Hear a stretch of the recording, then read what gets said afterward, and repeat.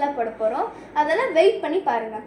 அதுக்கு முன்னாடி இந்த ஹாண்டட் டாஸ்கில் யாரா பண்ண போகிறான்னு கேட்டிங்கன்னா, அது நான், my self, option and my brother Afrin.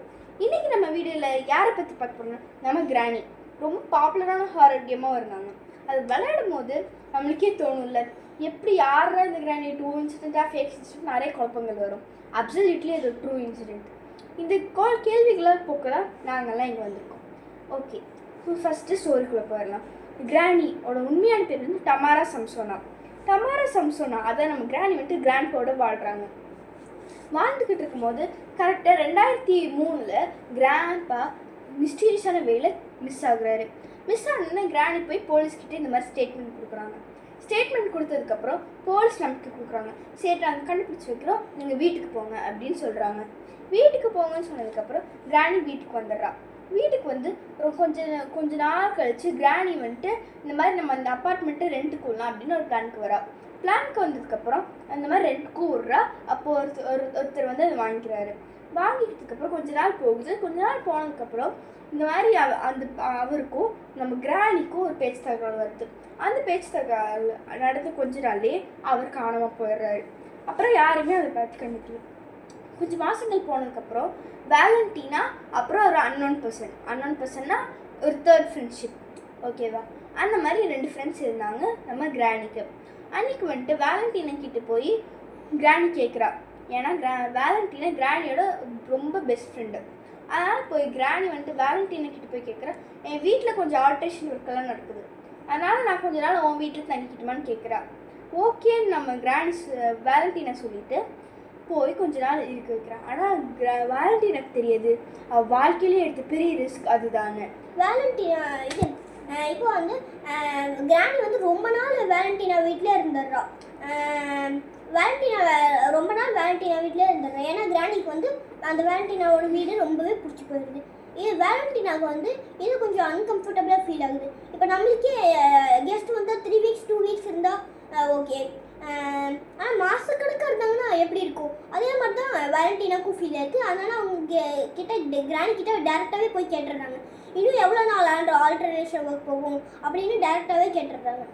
இதனால் நம்ம கிராணி கோவம் வந்து சரி இவளுக்கு ஒரு பாயசத்தை போட்டுற வேண்டியதான் அப்படின்னு சொல்லிட்டு ஃபார்மசி ஷாப் போய் மயக்க மருந்து வாங்கினாங்க. மயக்க மருந்தை வாங்கி அதில் வேலண்டினாக்கு ரொம்ப பிடிச்ச சாலடில் இந்த மயக்க மருந்தை கலந்து கொடுத்துட்றாங்க. வேலண்டினா நினைக்கிறான், நம்ம தான் இப்படி இருந்துட்டோம், நம்ம ஃப்ரெண்டு ரொம்ப பாசமாக இருக்கா நம்ம மேலேன்னு நினச்சா கொஞ்ச நேரம் அது சாப்பிட்டு கிச்சனுக்கு போய் வேலை செய்யலன்னு போகும்போது திடீர்னு மயக்கம் போட்டு இறந்துடுறா. அப்போ இறந்தவுடனே கிராணி வந்து இந்த வேலண்டினாவோட உடம்ப ஒரு பைக்குள்ளே போட்டு மூடி லேக் பக்கத்துலமா வச்சிடுறா. அது 3 நாளைக்கு யாருமே நோட்ஸ் பண்ணல. 3ஆவது நாள் அங்கே போயிட்டு இருக்கவங்க பார்த்து இது போலீஸ்கிட்ட இன்வெஸ்டிகேட் பண்ணவும் கொடுக்குறாங்க. இன்வெஸ்டிகேட் பண்ண போலீஸ் ஃபஸ்ட்டு வேலண்டினா வீட்டுக்கும் போகிறாங்க. அப்போ பார்த்தா வேலண்டினா வீட்டில் பார்த்தா ஒரு ஷாக்கிங்கான விஷயம் நடக்குது. அங்கே வேலண்டினா வீட்டில் கிராணி இருந்திருக்காங்க. அதை பார்த்து ஷாக்கான போலீஸ் கிராணி இன்வெஸ்டிகேட்டும் பண்ணுறாங்க. இன்வெஸ்டிகேட் பண்ணும் போது தான் தெரிய வந்துச்சு கிராணி ஒரு சைக்காட்ரிக் பர்சன் அப்படின்னு. ஆனால் அது கிராணிக்கு தெரியல. ஸோ அவனை சைக்காட்ரிக் எக்ஸாமினேஷன் பண்ணும்போது தான் தெரியுது கிராணியால் ரியல் லைஃப்க்கும் இமேஜினரி லைஃப்க்கும் அவங்களால வித்தியாசமே கண்டுபிடிக்காதுன்னு. அதனால் சரி கிராணி இன்னொரு செட் ஆஃப் போலீஸ் வந்து கிராணியோட வீட்டுக்கு போய் இன்வெஸ்டிகேட் பண்ணும்போது தான் தெரியுது கிராணியோட வீட்டில் வந்து ஒரு டைரி இருந்திருக்கு. அந்த டைரி வித் எதுவுமே க்ளூ கிடைக்கல. அப்போ அந்த டைரி ஓப்பன் பண்ணி பார்க்கும்போது தான் தெரியுது நம்ம யூஸ்வலி என்ன டைரி எழுதி வைப்போம், இந்த மாதிரி நான் இன்றைக்கி சாண்ட்விச் சாப்பிட்டேன், அதை சாப்பிட்டேன், இன்றைக்கி என் மேம் கிட்ட நான் ப்ரௌட் ஆஃப் வாங்கினேன், அந்த மாதிரி தான் நம்ம எழுதி வைப்போம். ஆனால் இந்த கிராணி வந்து என்ன எழுதி வச்சுருக்கான்னா, நான் இன்னைக்கு அவனை கொன்னேன் அப்படின்னு எல்லாத்தையும் யாரெல்லாம் கொன்னதோ அவன் எல்லாத்தையுமே டீட்டெயிலாக எழுதி வச்சுருக்காங்க. அதை பார்த்து ஷாக்கான போலீஸ் போய் கிராணியை ரொம்ப டீப்பாக இன்வெஸ்டிகேட் பண்ணுறாங்க. இன்வெஸ்டிகேட் பண்ணும்போது தான் தெரியுது கிராணிக்கு ஒரு ரோல் மாடல் இருந்திருக்கு. அது யாருன்னா ஆண்ட்ராய்ட். இந்த ஆண்ட்ராய்ட் வந்துட்டு கோனோபோலிசம் அப்படிங்கிற ஒரு கலாச்சாரத்தை ஃபாலோ பண்ணியிருக்கான். கலாச்சாரம் அது என்னடா கலாச்சாரம் அப்படின்னு நீங்கள் கேட்கலாம். அது வந்துட்டு அதுக்கு முன்னாடி கிராணி கிட்ட சும்மா போலீஸ் கேட்டிருக்காங்க, நீ ஒரு பேரை கொலை பண்ணியிருக்கியா இல்லை 2 பேர் கொலை பண்ணியிருக்கான்னு. அப்போ தான் கிராணி உண்மையை சொல்கிறா, நான் 1 இல்லை 2 கொலை பண்ணியிருக்கேன் மொத்தமானு சொல்லியிருக்கான். அப்புறம் வந்துட்டு கிராணி ரோல் மாடல் யார், அப்படி யாரா அந்த ரோல் மாடல் அப்படின்னு கேட்டாங்கன்னா கோனோசோம்பியா. அந்த கோனோசாம்பியை வந்துட்டு பழங்காலத்துக்கு முன்னாடி ரொம்ப மக்களுக்கு சாப்பாடே கிடைக்காத போது அதை ஃபாலோ பண்ணாங்க. அது நடந்தது ஆண்ட்ராய்டுக்கு அவ்வளோ ஒன்றும் பிடிக்கல. அதுக்கப்புறம் கொஞ்ச நாள்லேயே அதை பேன் பண்ணிடுறாங்க.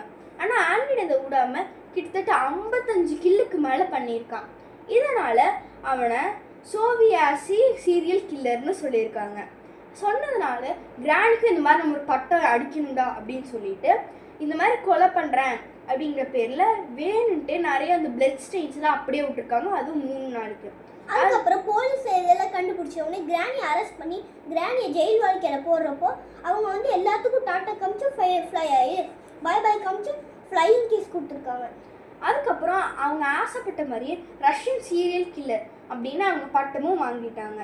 இதில் நம்ம என்ன தெரியுதுன்னா, இந்த மாதிரி கிராணி வந்துட்டு வாலண்டியராக இந்த மாதிரி எனக்கு இந்த மாதிரி ரஷ்யன் சீரியல் கில்லர் ஆகணும்னு, நான் ஆண்ட்ராய்ட் மாதிரியே ஒரு சீரியல் கில்லர் ஆகணுன்ட்டு அப்படி பண்ணியிருக்காங்க. ஸோ இதோட நம்ம வீடியோ எண்டுக்கு வந்துட்டோம்.